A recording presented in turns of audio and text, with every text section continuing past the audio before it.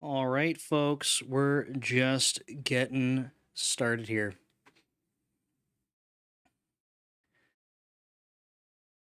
I gotta find the chat.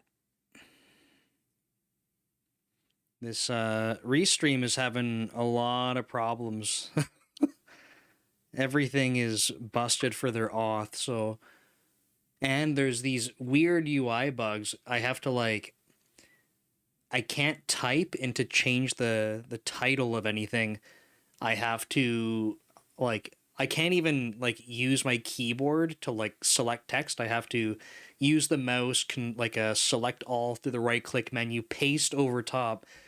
So it's just really silly. Something's definitely busted. It logged me out of everything restream related.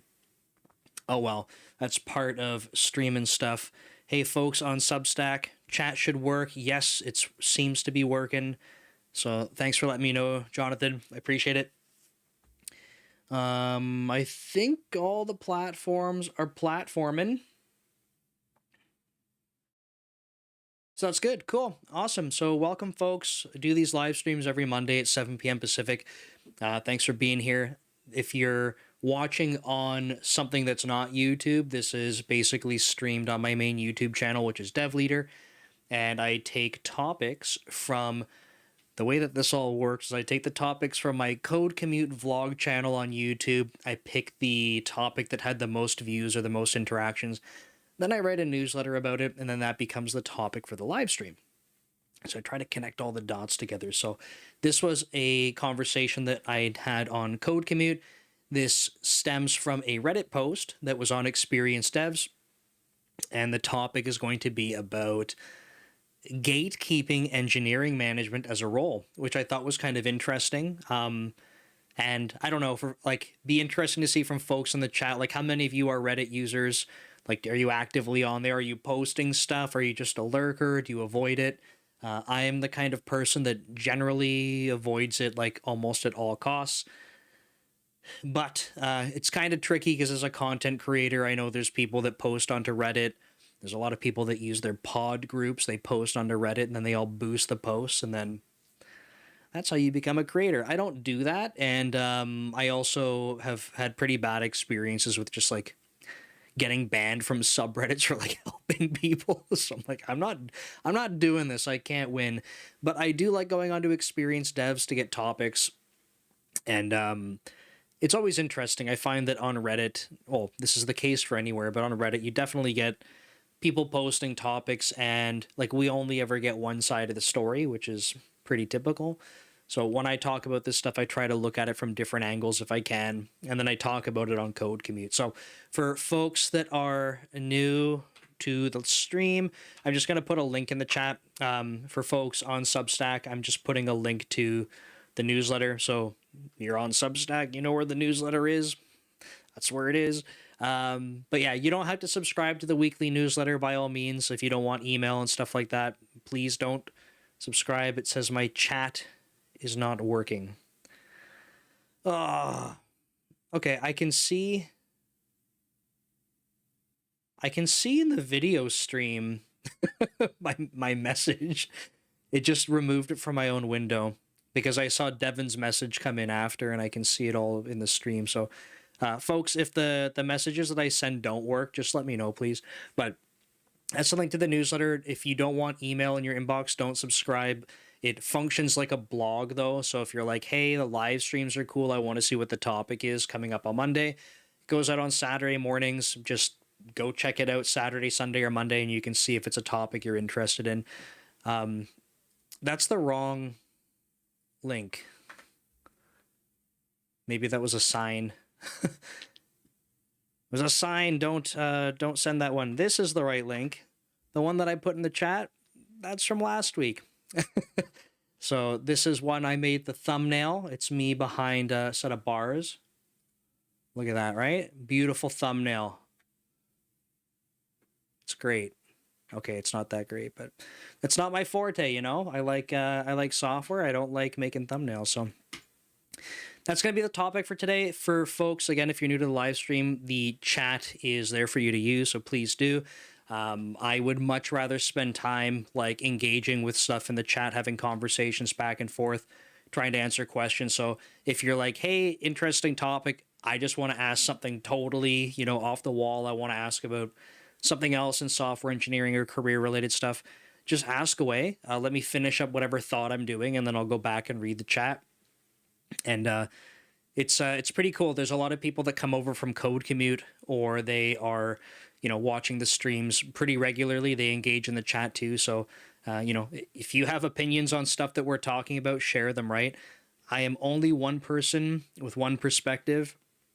I try to share things from different angles, but the benefit I feel like on the streams is when people come together and kind of share their different thoughts too. So, with that said, we'll dive into it. So the framing, like I said, for this post was really around this idea that it seems pretty common that the role of an engineering manager seems like it's being gate kept from developers.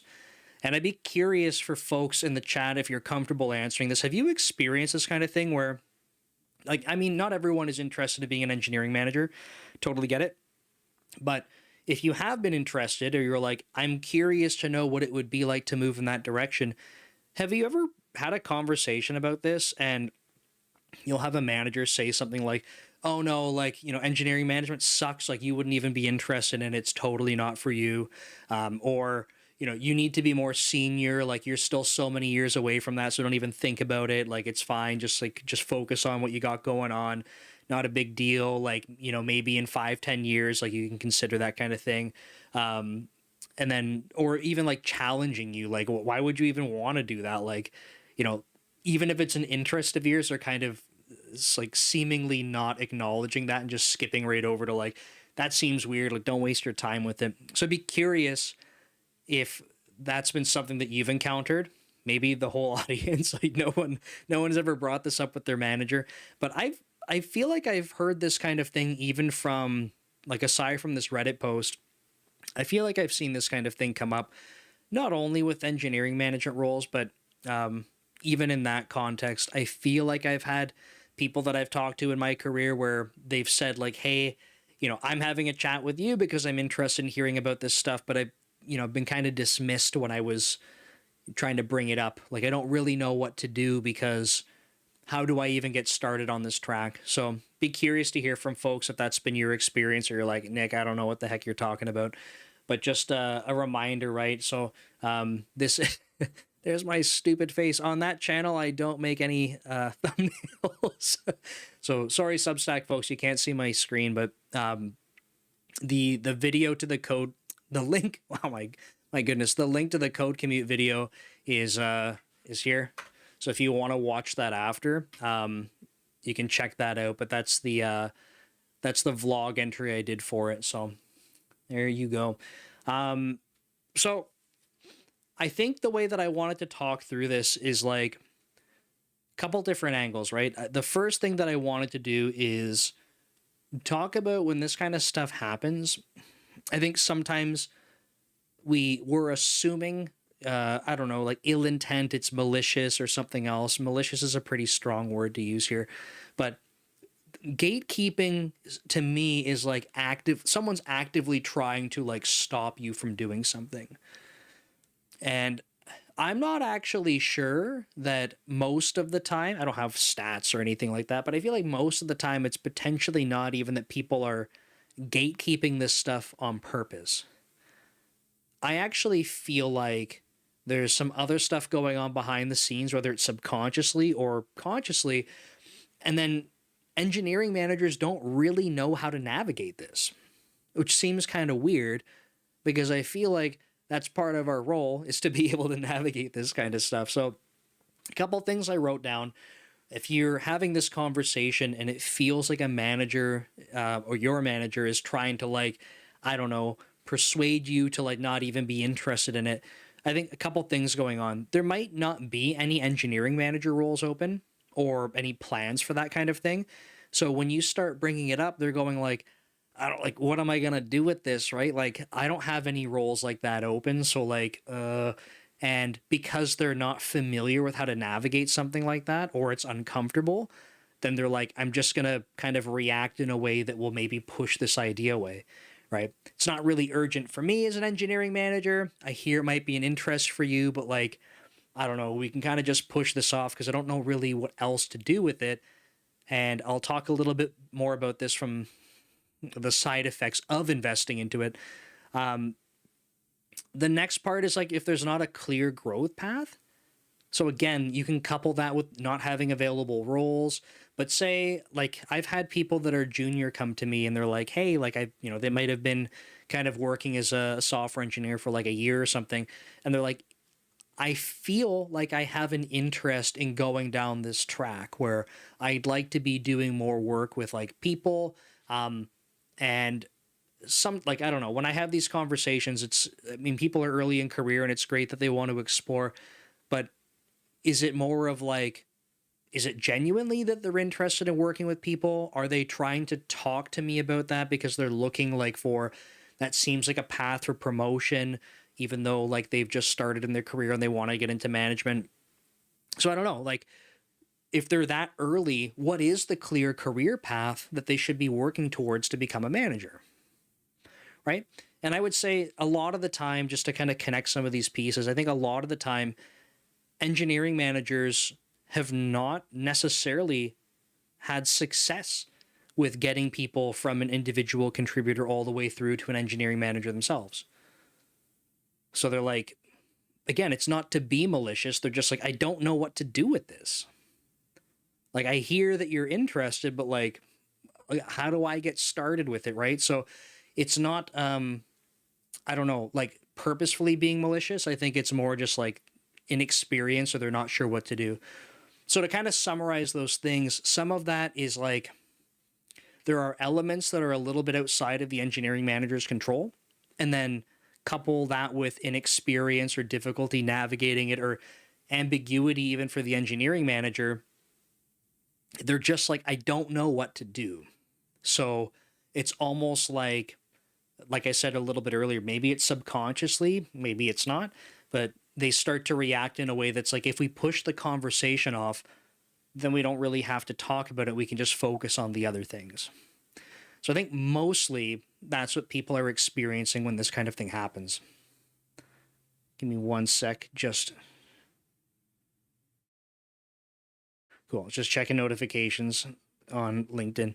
But sometimes like the LinkedIn stuff, like I get notifications and then the chat's not showing up. So I just wanted to make sure no one in the LinkedIn chat was waiting. Okay, so that's part of it, right? And I think the other thing is that sometimes we do have gatekeeping going on, and gatekeeping certainly isn't something that I want to have encouraged. I don't think in like any role really. I don't think there's like a need for that. So when we have people actively gatekeeping, a couple of notes I wrote down for that is that maybe the engineering manager does feel threatened. And I think that this is possible if you have someone who's very new to being an engineering manager in a small org or something like that. You might have someone that's new to it. They're kind of trying to find their footing. Maybe they're finding it challenging. Going from an individual contributor into an EM role is a very weird kind of experience because depending on your job setup, your success is no longer about your code deliverables, right? It's all about enabling your team to do their best work possible. So all of a sudden, like you're a support role, whereas you might have been very used to just like coding a lot of things and delivering in terms of your individual contributions. So you may have managers that are like, they just feel threatened when someone else is interested in this. They're going, hey, I don't know. I don't see any other engineering manager roles. If this person wants to do it, like, what if they're better than me? Am I going to lose my job? Or are they going to, look better than me and then I'll get replaced? So I think sometimes you can have that kind of dynamic going on. I don't think that that's good. I'm just saying I think that's a possibility that could happen when it comes to gatekeeping. I think something that's probably, like, in my opinion, again, I don't have stats on this stuff. This is gut feel. I think a lot of engineering managers are very concerned about losing good individual contributors, which is kind of weird because I would also say that I think that over many years, we've seen people like engineering managers go, I don't know how to to promote this person to prove that they're doing better. Let's put them into a manager role, which is also ass backwards. But I think that a lot of the time when you have this gatekeeping kind of effect going on, it's because engineering managers aren't really sure, like, am I going to lose this IC that's very good, right? They're good because they do have people skills. They are technical. And what's happening is if you start to give them some more responsibility in terms of the people management, whether that's mentoring or doing some other things, that you're going, oh crap, like we don't have an EM role, right? You, depending on your org, you might be like, so in my case, just to give you an example, I have in North America, I have sort of like a peer engineering manager. I have a couple of peers like in different countries, but I have a peer engineering manager in North America. We both report up to my manager, and then a bunch, well, that's not quite true. Then there's him that reports up to my skip, and then there's a couple of other engineering managers that also report up to the skip. So we have a level of indirection between our skip, and that's why he's a skip by definition. But the point is that like we don't have other engineering manager roles that are open, right? So if I had a good IC that was like, hey Nick, I'd like to have a conversation and talk about, like, you know, I'm interested in sort of moving into the people track, right? Maybe I have someone who's operating as a team leader, technical lead right now, right? Principal, senior software engineer, kind of doing that. And they're going, hey, it's been really cool to be able to, you know, mentor the more junior people on the team. And I've actually found that by doing that, like, I think that I'm starting to enjoy that kind of thing more than just like, you know, focusing on, you know, purely on my own coding. You know, when I'm working on projects together with other team members, like that's a lot more energizing. Helping others is a lot more energizing. And I'm starting to think that like that might be a good direction that I should at least consider. Like, what are your thoughts, Nick? Do you think that maybe we could have conversations about what I should be doing in my career to start exploring that? So let's go with that example, right? I'm going, okay, we don't have engineering manager roles. If I was afraid of losing this individual contributor, you know, this is not what I would do. I'm just saying to go with the worrying about losing good ICs kind of train of thought, is if there is no manager role, what's going to happen, right? I'm like talking to this person, here's a bunch of stuff you can do to try getting some more experience that lines up with an engineering manager role. And then after some time, they're like, I feel like I'm ready. And I'm going, we don't have roles like that. And they go, I know, but I found another one over here. Oh no, I've just lost my really good IC, right? So I think that what happens is often engineering managers go, I'm connecting some dots and I don't want to lose this good person. So like, nope, you don't want to be an engineering manager. Oh, it's crappy work. Middle management, no one likes it. You're such a good coder. I think if you focus more on the technical stuff, you'll do so much better that way. Right? That would be actively trying to gatekeep the role and then sort of keep that person from potentially exploring that part of their career. And then I think the other thing that's kind of maybe related is I think that potentially some engineering managers may not see the value in growing other people as leaders. I feel like I've been pretty lucky in my career that like my managers do value that, right? They talk about, you know, whether they're people on my team or across teams that are high performers, that it's not just, oh, that person cranks out a bunch of code. It's like that person is very good technically, but they also operate as a leader, right? They lead by example. They're showing other people how to navigate these things, how to ramp them up, how to guide them through problem scenarios. Sorry, I'm just checking my chat. Are you guys being very quiet in the chat today? You guys still here? Devin's still here. Devin's got to be here. Last week we had the whole, I couldn't even keep up with the chat. I would just like get nervous. I had to go like watch the video feed to make sure the chat was still working. And then I didn't see any other messages coming in. So I don't know. Maybe you guys are asleep. I know it's Monday. Um, but yeah, I think that if you have engineering managers that, oh, Cinco de Mayo, how could I have forgotten? I guess a lot of people are probably out trying to party and stuff because that's what you do for Cinco de Mayo, right? My wife was talking to me about this.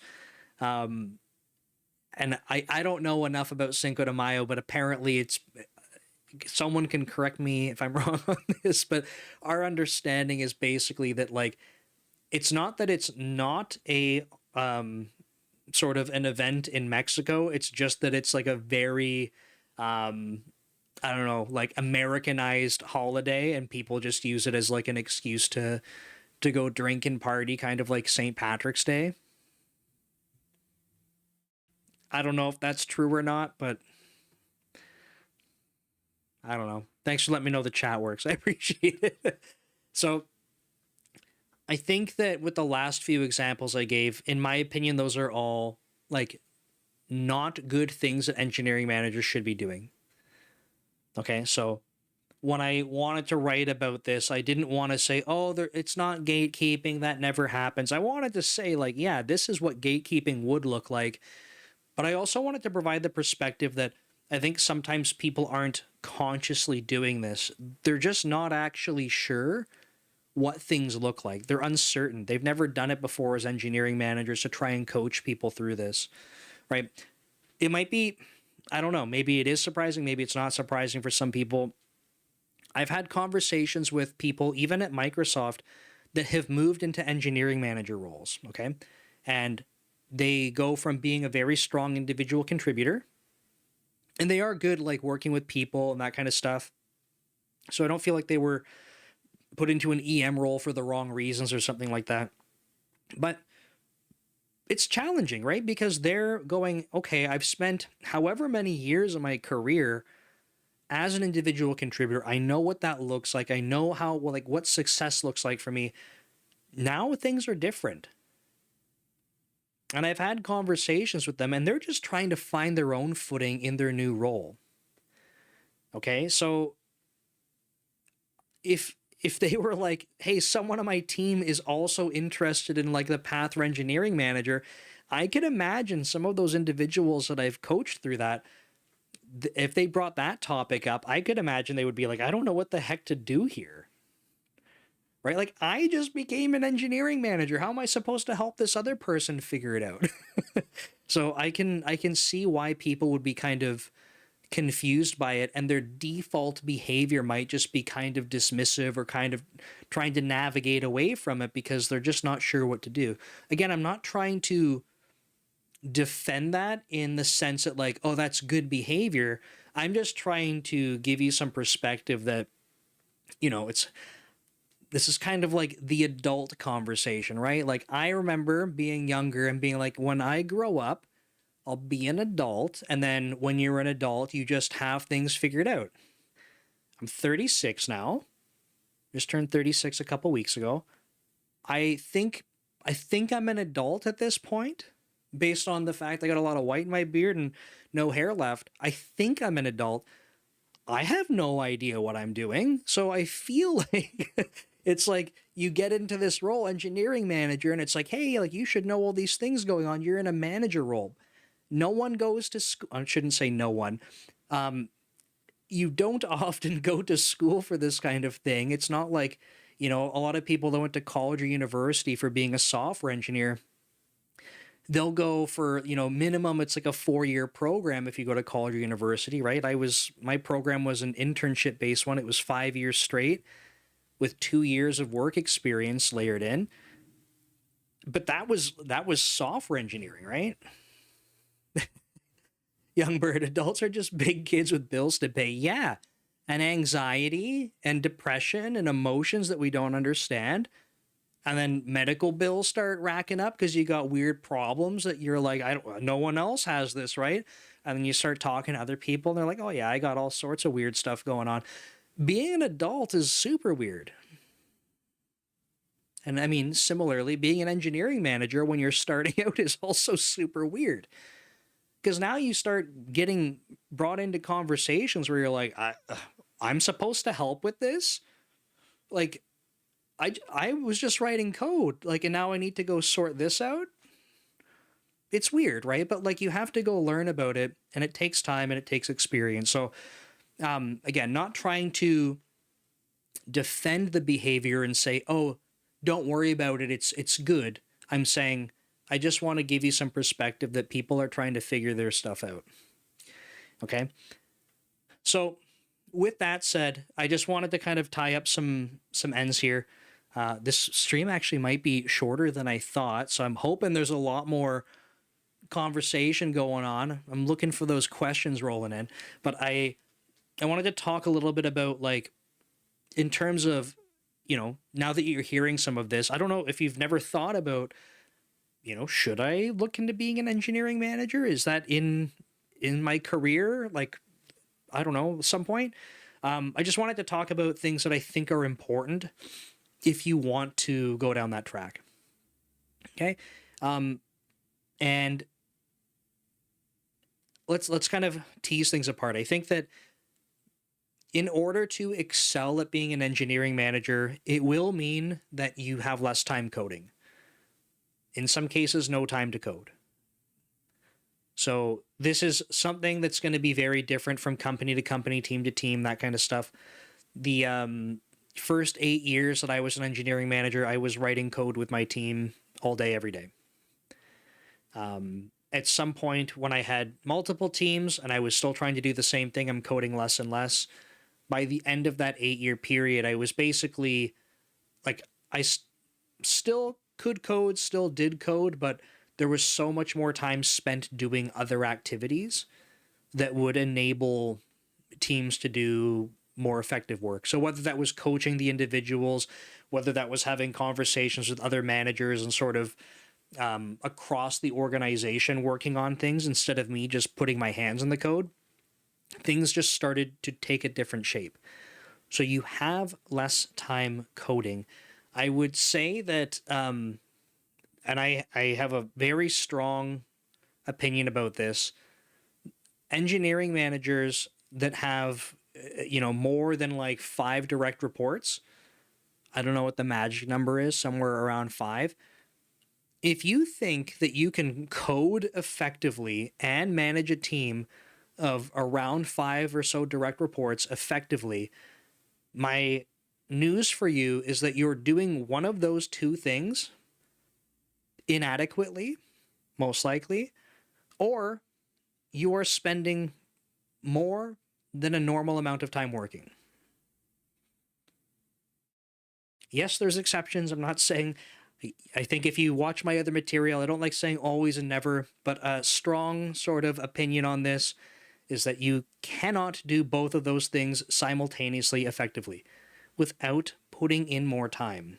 So even for my 8 years as an engineering manager before Microsoft, the reason that I could do, I feel like, both roles effectively, not in the beginning, okay? Not in the beginning, because like I said, I'm learning a lot, still learning a lot, but by the end of it, the only reason I was being effective with 2 teams and coding as much as I still was because I was working all the time. When you have more hours in the day to work, yeah, you can get more done. But if you're trying to work a normal work-life balance as an engineering manager, you will not have time to code like you used to. With a smaller team, perhaps. With a newer team, perhaps. But if you're trying to scale up as an engineering manager, absolutely not. And in fact, I would say if you find that you need to put your hands in the code, you're probably not solving challenges in a way that an engineering manager should.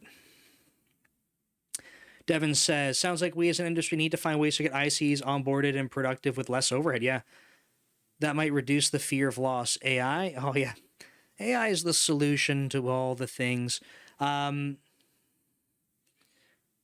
I will answer your question. I think that's a good one. Jonathan, let's jump to Jonathan. Thank you very much, Jonathan. Hi, I made a mission statement to guide me for backend and ed tech as a teacher. Is this too narrow, too broad? No, I think if that's an interest of yours, right? If you're like, I want to get into that space, like that's the direction I want to go in. I think that that is a good thing to do, right? So, and you're saying mission statement is to provide focus on transition. Absolutely, right? I think that this is a useful exercise. Your question is like too broad or too narrow. Um, let me put it this way.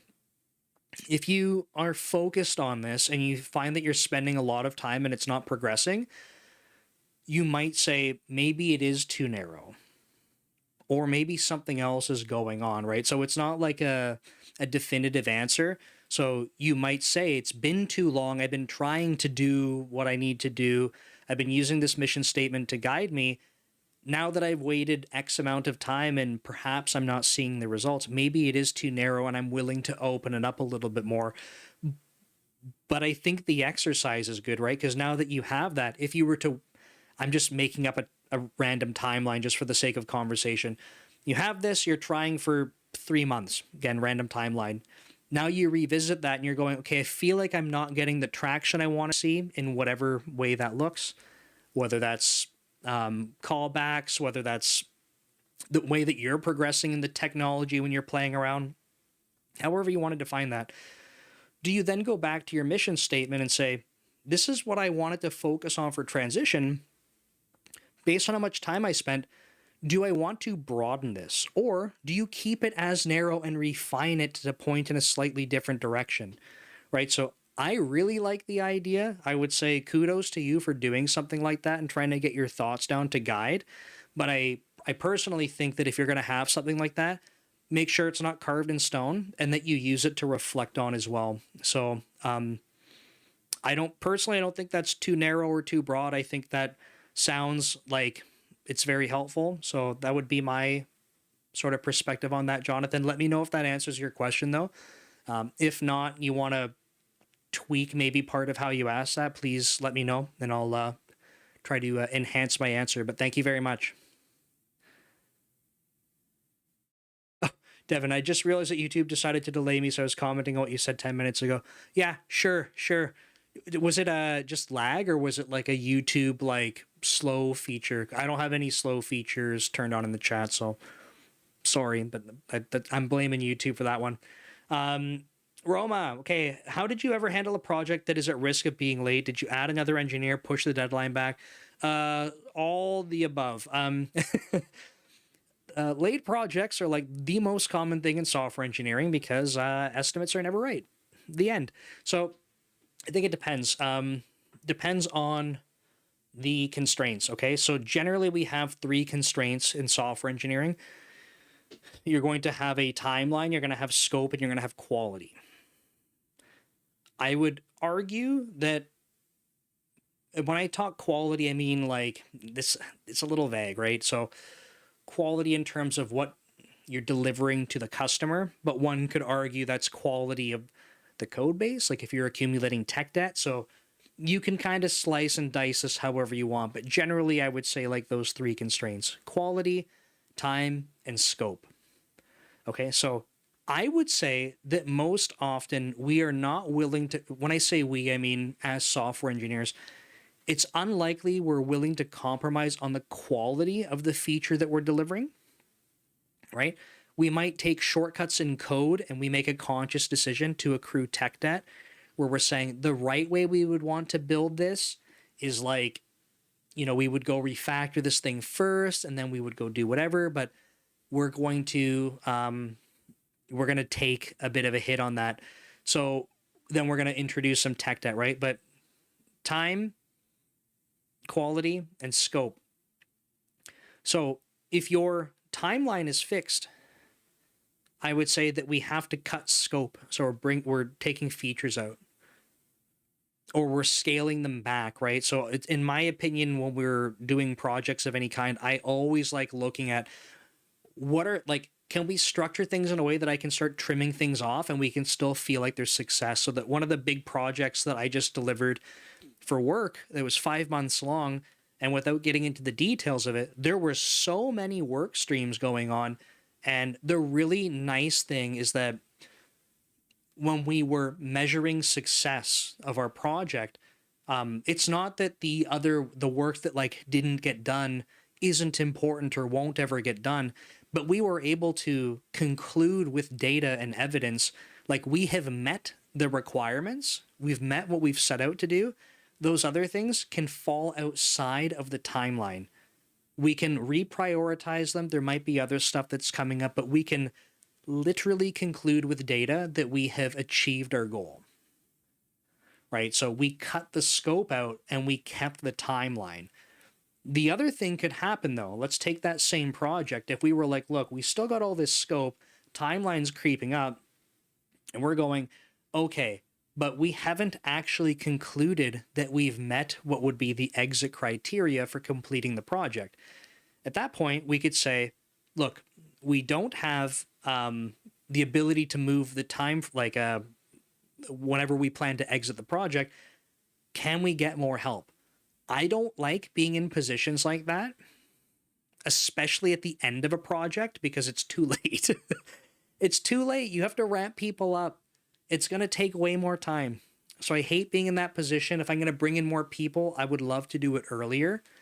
So on something that's like a 4 or 5 month project, for example, if we're like 2 months in, like the halfway point, I would consider maybe bringing in more people to help with peripheral things, not like core deliverables. I would want the people that have been core to the project to continue to focus on that, and then going, cool, I need some help with these smaller things that have to get done, but they're distracting me. So I don't need to go ramp up someone with all of the depth and, you know, all of the knowledge of this project.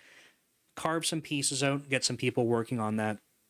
But generally, if the scope is fixed or we haven't met like a condition to exit on the project or call it concluded, I would push the timeline if it's allowed. So that's how I would navigate something like that. But every project's going to be different. My framing is I go back to those three things, right? And almost always it's just a move on the time frame and the amount of scope.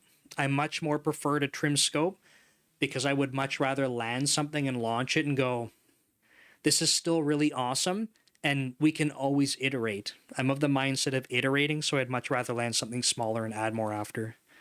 So let me know if that helps, Roma. Jonathan, thanks again. So do you think in terms of good versus tolerable versus good tech debt, how do you determine which bucket you place tech debt in as a category? Good versus tolerable versus bad tech debt? Oh, typo above. I didn't even see the typo. I believe you, though. Oh, bad tech debt. I see. Good versus tolerable versus bad tech debt. I think this is a really interesting question. So there's a lot of definitions and stuff that float around about tech debt. When I talk about tech debt, I think I kind of bucket it into almost like two things, and arguably a little bit more. But I like thinking about tech debt in terms of like conscious tech debt and unconscious tech debt. Those are my two major buckets. And I would say the most common one is actually unconscious tech debt. And this just happens, and I think if you have any code base that has grown over time, like I'm confident that I would like bet money on this kind of thing. I don't know what the time frame is, but if you have a code base that's actively being used and built upon for like multiple years, I would guarantee that you have tech debt that's accumulated that wasn't even planned for tech debt. So that's the subconscious tech debt, and that's just because a code base is growing and evolving over time. You could have the best intentions. You could say, we have these architectural patterns, like this is the direction we set off in. We feel like, hell yeah, this is the right thing to do, and you keep building things. Inevitably, what's going to happen is that there are things that you did not plan for, and you're going, no worries, the architecture supports this well enough. Keep going. No worries, the architecture supports it well enough. Keep going. But when you do this over time for multiple years, you have enough scenarios where you go, the architecture did support it well enough, but in aggregate, we got some stuff going on now. And now that you see more of those patterns emerge, you go, now that we know that maybe we should have done this thing a different way, slightly modified or whatever. I would say that is very much subconscious tech debt. In terms of your definitions, that would be, I would call it arguably good and tolerable tech debt, a mix, right? The reason I say good is because it naturally happened. It allowed your application to get to where it is today. Tolerable in that if it's lasted years already, it's been tolerable, like almost by definition. But if we switch gears a little bit, that reaches a point of critical mass. Not all forms of it, but I think things like that can reach a point of critical mass where you're going, we've had this tech debt and it's been tolerable, but now it's getting to the point where it's intolerable. We have enough examples of it where it's slowing us down. Every time we want to go touch something, it's brittle or it's taking us ages to go do it because we designed this thing and now to add one feature, we have to go put it like hooks for it into like 50 different spots in the code base. That's a nightmare. We always forget one. It's always half broken, whatever, right? I would say that starts to become intolerable, and that would be something that you want to go fix. But that could be a very subconscious thing that happened over time. The other sort of flavor of this is like the conscious tech debt, and I would say that's where we're looking at something. Let's take that same example that I was just making up, where we're like, okay, it's a pain in the butt. We keep breaking stuff, and maybe the reality is we're not even adding any more features like that anymore. Right? The last one we did like that was a total pain in the butt was 1 year ago, and I admit it is still a pain in the butt if we had to do that. But we're not doing that. We're focused over here now. We're focused over there now. We're not touching that code. And I might say maybe we consciously defer fixing that tech debt. Maybe we have to go touch that thing again to go fix a bug. And someone's like, okay, Nick, but we said that spot really needs a refactor. It's really gross. We should refactor it, or we should rewrite parts of it. Or remember how bad it was? And I might go, I do remember how bad it was, but given how little work that we need to do for this fix, and we're not planning to go back there again, like bad tech debt, we will keep it the way it is. We're not going to address it. There's other, I don't even know if you'd call this bad tech debt. There's other situations where we might have in an architectural design, we have to architect something that has to go in place for a feature. We might come together as a group and say, after going through a design doc, this is the architecture that we'd like to move forward with because it has, out of the pros and cons analysis, it has all the pros and fewer of the cons, or most of the pros, fewer of the cons. We're going to go ahead with that. But then we're like, something comes up and we're like, oh man, timeline, back to Roma's question, right? Timeline. Oh, that's going to take us an extra month than we need. And we just had news that we really have to get this thing done a month sooner, right? Timeline just got really condensed and we're going, oh man, okay, well, we had that other architecture that we could do and it is a lot simpler. It's not going to be as extensible future looking, but based on our timelines, I think that that's our only option to actually get this done. Because something that people forget seemingly is that in software engineering, we have constraints. And it's just reality because you're working for a business. If it's a side project and you can just mess around and build whatever you want, you don't really got as many constraints. But when it's a business, you got more constraints, especially around time. In that situation, you might say, let's, I don't know if you call this, I don't know by definition if it's good or bad tech debt. You make that's why I call it conscious. Make a conscious decision that we're going to go with that second inline architecture because one of the benefits it had was a shorter time horizon. One of the trade-offs was that it's not as extensible, and we're kind of biting the bullet on that one for now, and we're going to have to potentially pay down that debt later. Even better if we can come up with a transition plan between the architectures, that kind of thing. So I don't know if that was a really long-winded way to answer your question, but I think about them slightly different in terms of the sort of conscious and subconscious tech debt. Hopefully that makes sense, though. Yeah. Devin says nougat from orbit. It's the only way to be sure. Every engineer at some point says something like that. Yeah, it's true. It's that code's really bad. The only way forward is just if we just rewrite all of it.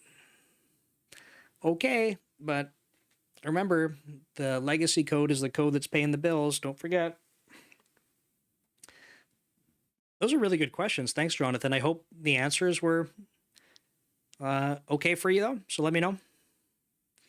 Oh, Devin, I missed your other comment. There's a graph somewhere, one of the Scrum books, I think, that shows that adding engineers only works to a point and then causes the project to implode. Yeah. Hey, Andreas. Yeah, I think I forgot to kind of touch on this point specifically that I'm not even gonna try. There's a really funny like saying about like, you know, you're trying to, there's like a baby, making a baby kind of analogy, right? Like you can't just like add more.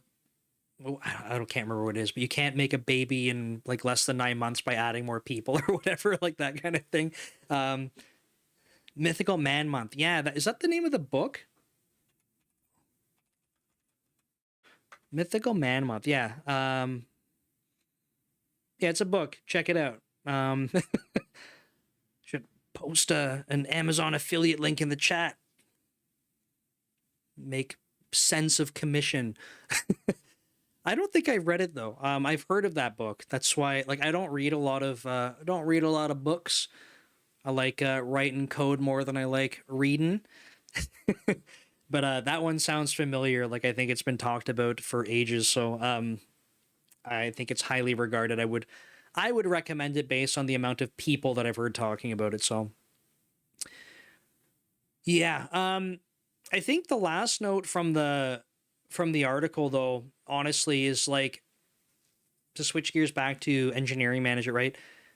I think that if you're the kind of person that is interested in working with people, like if you get enjoyment out of enabling other people to be effective, and like, I don't know, I look at engineering management as like servant leadership is the phrase that I've heard used before. It's very much a support role. I think if you're trying to get into engineering management to like have control over things, like probably not going to have a lot of fun, or be disappointed, or you're going to be a pretty lousy manager, to be honest. Yes, you get input on things.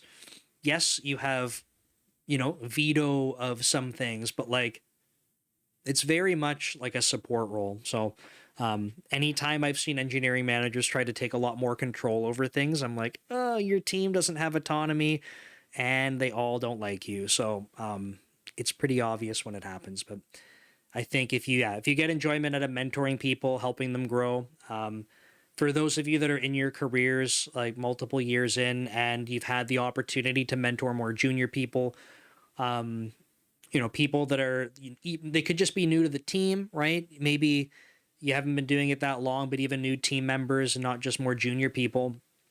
If that's the kind of thing that you really enjoy, and you're always kind of like, I keep looking for opportunities like this because last time I did it, it was a lot of fun and like I got excited about it.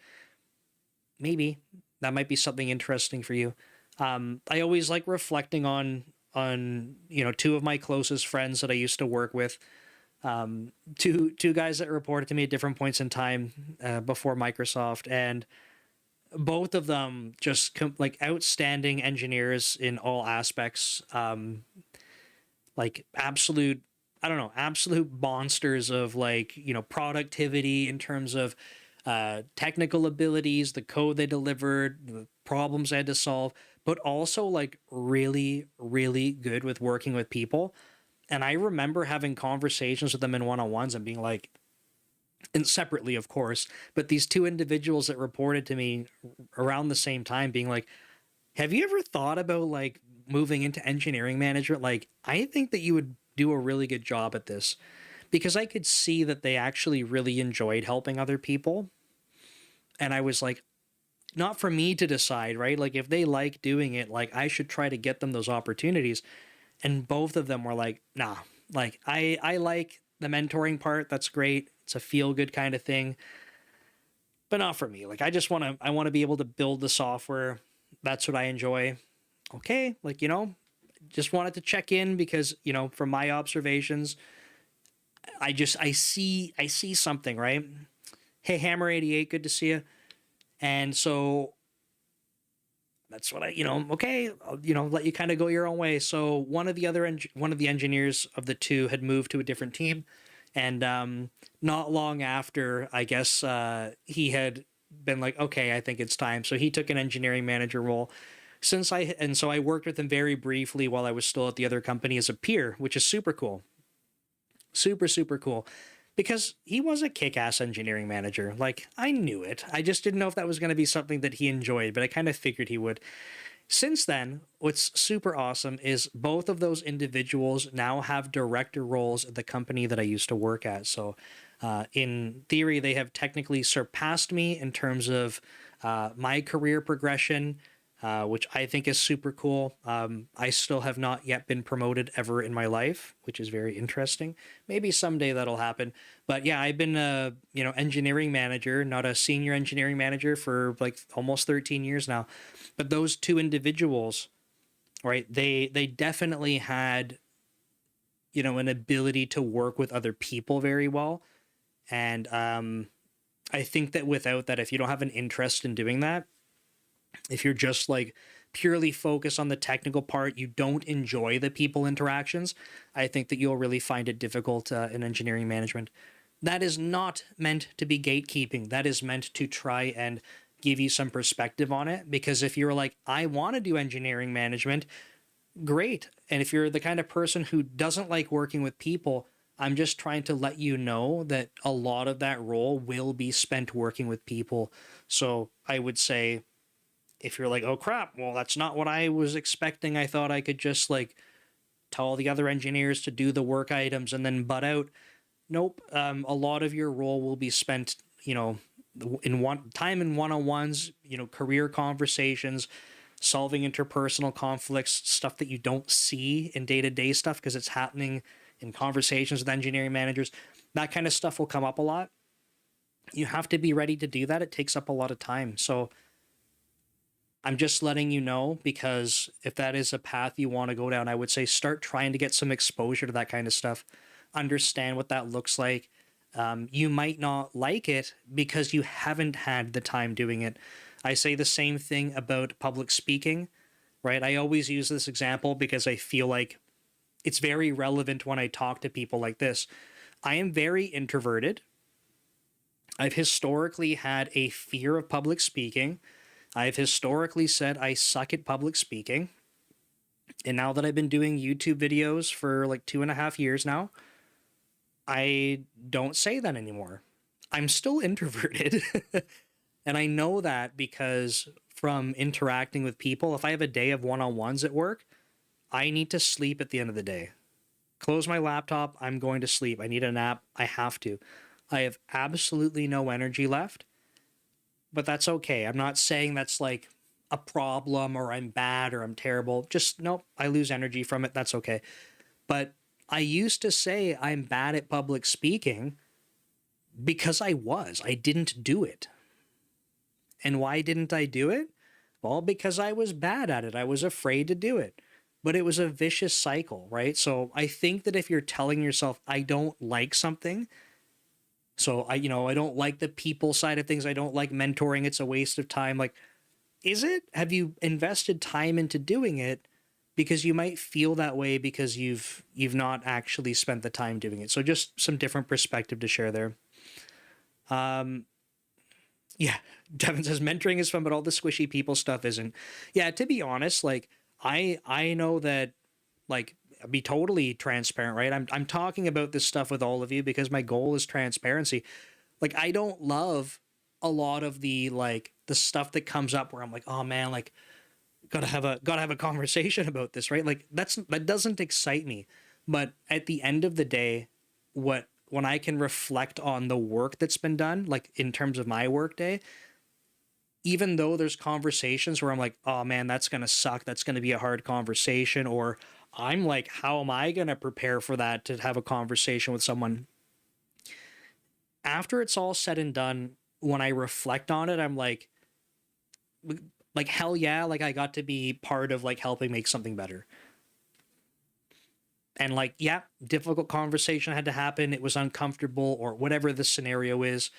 Doesn't mean I'm excited to do it, but when I reflect on it, it's a feel good thing. So that's my constant reminder that even when, you know, those not so great conversations have to happen, interpersonal conflict, whatever else, at the end of it, it's always feel good. Um, Youngbird, they say the best managers are the people who say they don't want to be a manager. I have two people that would absolutely work with that stat. So, Jonathan says, I'm also introverted, ironically, a teacher. Interesting. Plus, excited to start making first post on LinkedIn transition. Yes, very nice. Very nice. Yeah. I think it's challenging being introverted and having to work around people. You know, as someone that is introverted, I think the reality is like I find I need to like I think my HR director before Microsoft, uh, I should refer to her as a mentor because I think that it's unfair. I've made videos where I'm like, oh, I didn't have mentors. I would call her probably my best mentor. It wasn't like an official thing that I really established, but I would say that um she helped guide me through a lot of that stuff, and she would say that like I'm ambiverted. I don't even know if that's a real thing or not, but she would say like, you know, I would tell her, oh, I'm introverted, and she's like, I don't think you are. And I'm like, no, I am. Like I lose energy from being around this kind of stuff. But then she would say, but look how when you're in a room of people talking with them or when you're working with the other engineers, she's like, you're able to like turn on your extroverted self. And I think it's interesting because like maybe I do that. Maybe I'm doing that right now. Maybe that's what I do when I'm streaming or I'm vlogging or I'm making YouTube videos or when I am public speaking now. Maybe I do turn on an extroverted me, but I do think that that's a bit of a facade. And I think that that's something I had to learn to do. So to give you another example, as someone who's very introverted going into a one-on-one conversation, if there's someone else who's very quiet and introverted, my options are to be quiet and introverted with them. And it's probably going to be a little bit uncomfortable because it's going to be two people like, you kind of just want to do your own thing too. Okay. Yeah. Well, good talk. Right. So I have to kind of turn on, not like an over the top extroverted, but at least enough of an extrovert self to kind of get a conversation flowing and make sure that things are good. Right. So I have to turn it on. I do think it's a facade though. And I think it actually takes it's weird. I talk about energy like, I don't know, is it like I'm spending my mana to cast spells or something? I don't know. But but I genuinely feel like exhausted from having to do that kind of thing. So I could imagine as a teacher it would be very tiring, right? You'd go teach for the day around kids, right? Students, and depending on the age group and stuff, the energy levels, yeah, just having to be peopling all day could be a lot. So kudos to you and for the other introverted people doing peoply things because it's a lot of work. But folks, I think that's it. I'm going to probably do my little sign off here. I'm going to read Devin's message first, though. Seems like managers should be super open with people about the difficult stuff. Yeah, more transparency where appropriate, can give ICs enough info to make a decision. We're data-driven personalities. Absolutely. I think for this kind of framing, it's a weird balance, right? Because I try to be as transparent as possible in all things I do because I believe exactly what Devin was saying in his comment. I think that I don't know, there's so much more like inefficiency in like just trying to like, I don't know, not be transparent, like hiding stuff.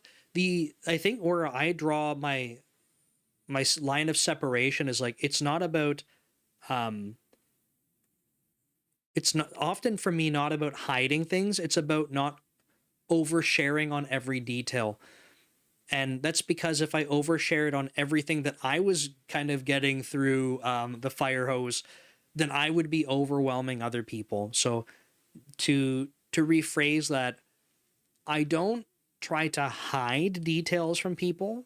I try to be transparent, but I won't go tell them all of the things across all of the work streams, across all of the sources of information, because that's also part of my job is to, like, when I say shield people, it's not to hide the truth from them. It's to shield them from just the amount of noise coming in. That also means if someone's like, hey, I heard about this other thing, like, could you tell me about that? Then I'm like, hell yeah, I'll tell you about that, as long as I'm allowed to, kind of thing, which is almost everything except like some security stuff. But like, the only reason I didn't talk to you about this is because, like, it wasn't necessarily relevant to what you were doing, but sure, you want to know more? Here we go. Right? So I try to be as transparent as possible, but I have to be a little bit more selective just so I'm not like blasting people with information where they're like, what am I going to do with that? So that's my take on that. So if there's more questions in the chat or comments, we'll go through them. Otherwise, I'm going to flip back over to my screen sharing. Sorry for folks on Substack. You can't see it, but the first link that we're going to look at is, oh, it's a live stream. How meta is that? It's literally streaming on Substack. So this is where the newsletter is if you want to check that out. Like I said earlier in the stream, no, you don't have to subscribe to get emails. By all means, if you're like, that's dumb, I don't like emails, it's too spammy, whatever, don't do it. Totally cool. But if you enjoyed the live stream, if you're watching the recording of this and you're like, oh man, I want to catch the next one, weekly.devleader.ca will tell you the topic, almost always. Goes out on Saturdays, so you can go read it at that link I put in the chat. This is weekly.devleader.ca. And then I'm just clicking into the article. This is the one we went through, right? Got the code commute video there. And then this is the article that I wrote. This one was pretty short this week. Okay, next up, courses. I got courses. I got a spoiler alert. Oh, we did this last time. It's still a sale, the 40% off. And the timer is always at 4 hours. Okay, I paid attention this time. So I think Devin proved that last time we knew this, but this is the first time I've proven it with my own eyes. So anyway, 40% off, which is pretty sweet. So if you're interested in courses, I will put the link here and I will share with you a little spoiler alert because you guys are on the live stream. So the primary ones that I offer, I think people come to my YouTube channel primarily for C# courses. So I have the Getting Started and Deep Dive courses on Dome Train. They come as a bundle. They are discounted if you get them in the bundle. There's a couple other C# courses as well. But I also have like general career and software engineering courses with Ryan Murphy on Dome Train. Ryan Murphy is an engineering manager at Yelp, so we partnered up on these ones. So career management, getting promoted, nailing the behavioral interview, and soft skills. So those are really fun to make, but they're not C# specific, so might be interested in them. The spoiler, because you're on the live stream, is that I'm going to be getting a couple more courses together. One's a big one. I'm not going to share the details of that, but there's a big one coming. We just got to wait for a timeline for it. But the other ones also don't have a timeline, so I'm pretty bad at this, aren't I? But they are going to be based on building applications. So the reason I'm sharing that with folks here on the live stream is because this could go any number of directions, right? There's a million things that I could go build in terms of a course, but it's going to be essentially building things from scratch. Okay, so in terms of gathering requirements, going through how we're going to scope things out, getting some designs together, and then going and building the thing. It's probably going to be, it's not guaranteed, but probably going to be like ASP.NET Core based, most likely. It's going to be C# for sure, but it's probably not going to be like a mobile application or something like that, but probably, you know, something like a web app or web service. So I'm going to do probably a few of these, and I wanted to share it on the stream because if you're interested in having some input, if you're like, oh man, it would be so cool if we had a course where we could go build whatever, like X, like let me know, because I would be interested in getting a list of these things, because I can go find some options. I'm totally fine to do that. But if I know that there's something that more people are interested in, I can see if I can prioritize that. And if they're not a good fit for the course, there might be good videos on YouTube. So let me know. You can share in the comments. You can message me on whatever social media platform you want instead, if that's more interesting. But if you want to see stuff built end to end, probably over multiple hours of videos, let me know. But that's courses. Then we got the YouTube channel. Let's get that refreshed. Boom. So I think I gotta check. Not most people. Twitter definitely has the most viewers by far on the live stream. But for folks that aren't familiar with the YouTube channel, I'll put that in the chat as well. Does the Twitter... I don't think my messages go to Twitter. Maybe that's not helping. Anyway, the channel that you see on the screen is my YouTube channel. This is where I have a couple things going on. Most of my videos are C# videos. It's how most people come across my stuff. But I have a podcast where I interview software engineers. So you can hear about their different journeys in terms of how they got to where they are. I'm also doing resume reviews on my Dev Leader channel as well. So if you're watching this and you're interested in having your resume reviewed, watch one of the videos in the resume review series. You don't have to watch the whole thing. I tell you how to submit it in the first minute. I would recommend you watch the whole thing, because then you can see what's going to happen with the resume review. But this is something I'm offering. It costs you absolutely nothing. It costs me money because I have to go get it edited. And it takes me time to do it. So happy to do it. Send it in, but you got to watch one of the videos to see how it's done. There's that. I'm going to switch over to Code Commute. This is my vlog channel. And I didn't post a video today because I'm silly. I messed up one of my videos and I forgot to turn the audio on. And I knew that. So I caught it and I restarted the recording. And then I almost posted, because I uploaded it to YouTube, I almost uploaded the video that had no audio. So when I went to go publish it today, I gave it a listen and I was like, oh crap, that's the wrong video. So I'm behind. Sorry, I'll get that fixed, but I got more videos to go up this week. But this is Code Commute. The style of Code Commute videos are me basically driving to or from work, to or from CrossFit. I take software engineering topics either from Reddit or from stuff that people submit. So like people were doing in the chat today, by the way, thank you so much for asking your questions. Thank you so much for your donations, Jonathan. I do really appreciate that. On Code Commute, you can either post comments on the videos that I'll go answer, or you can send them in to Dev Leader on social media, any platform you want. Send me a message, and if it's a software engineering topic, I'll try to make a video about it so I can share it with others. So that's Code Commute. It's a lot of fun for me to make because I just drive and I talk. Kind of like what these videos are, except I'm not driving right now, and there's a chat. I don't have a chat in Code Commute because I'm not actually live streaming. That would be reckless. And finally, my own thing that I'm building on the side is Brand Ghost. So I'll put a link to that in the chat. Brand Ghost is what I use for posting all of my social media content. This is what I spend all of my time building. So if you see me very active on social media and you're like, man, how does this guy have any time to go build this now?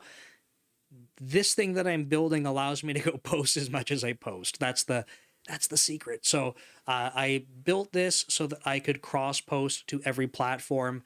I could schedule content perpetually to every platform. So all of my posts are my own posts. It's my own content. But I've created enough content that I could basically stop producing content, walk away, and my entire content would be automated basically forever. And it would take you, in some cases, over a year to see repeat content. For example, I post a blog every single day I post a link to a blog, okay? I have enough blog articles that you will not see them repeat for a year. Roughly. I think there's 300 blog articles. So not quite a year, but it's a lot. There's YouTube videos, right? So I have almost 600 YouTube videos in total. It's going to take you a long time to see a repeat video. That's 600 across 2 channels, though. I think on my main channel, it's only 200 and something. No, I think it is over 300 now. Point is, there's enough content that it's all loaded up into Brand Ghost and it will post every day for me. So if you're interested in either trying to do content creation, you want to do learning in public, it's absolutely free to use for scheduling and cross-posting. Okay, the goal and why we have a free tier is that we want to make sure that people they're getting started in content creation. They can try it out. They can go, hell yeah, this is easy to use. Yes, it works. And if you grow as a content creator, then great, we have a paid for option that gives you more tools. Or maybe you have a business. Maybe you're watching this right now because you're interested in software engineering, but you also have a side business or something and you're like, oh man, you know what? Like marketing is such a pain in the butt. I have to go post on social media about the business and whatever. Brand Ghost is a perfect solution for that. Even if you want to start with the free tier, you can schedule all your posts, go across platform, because then you don't have to go like copy and paste and re-upload to every platform. It's such a pain in the butt. Then if you're like, okay, this is working, you can use the paid for tier and basically you create the content once and then we will repost it for you on a cadence. So that means if you have things like that are informational, evergreen type of content for your business that you want to advertise, you could turn on promotions and have them get recycled. Like there's a lot of different options. The point is that it takes away from you manually having to post and schedule content across platforms. So if that's of interest, do check out Brand Ghost. I think the cool thing for people that are watching this, if you're like, how do we know if it's going to work or whatever? Like, this is literally what I have to rely on to post my content everywhere. If this stopped working, I would have to give up on content creation. That's how important it is for me because I cannot sustain posting to all the platforms that I do. Brand Ghost needs to succeed for my content creation to succeed. So I will keep building Brand Ghost. So hopefully that helps. And I think that's probably all I got for today, folks. So thanks so much for being here. Next Monday, 7 p.m. Pacific, same time, same place, unless you want to come over to a different platform. This is streamed on YouTube, Facebook, LinkedIn, Instagram. Instagram's a vertical video, sorry. It's on Kick, it's on Twitch, it's on TikTok, and it's on Twitter. And Substack for folks over here. But again, Substack, I'm sorry every time this happens. Substack's not like a first class like streaming thing yet. So if you're watching on Substack and you're like, it would have been really nice to see the things you were sharing, come on over to YouTube. It's just Dev Leader on YouTube. You can check it out. But thanks, folks. Cinco de Mayo. Cinco de Mayo stream was good. Yes. Keep forgetting it's Cinco de Mayo. Cool. Thanks for being here. Hopefully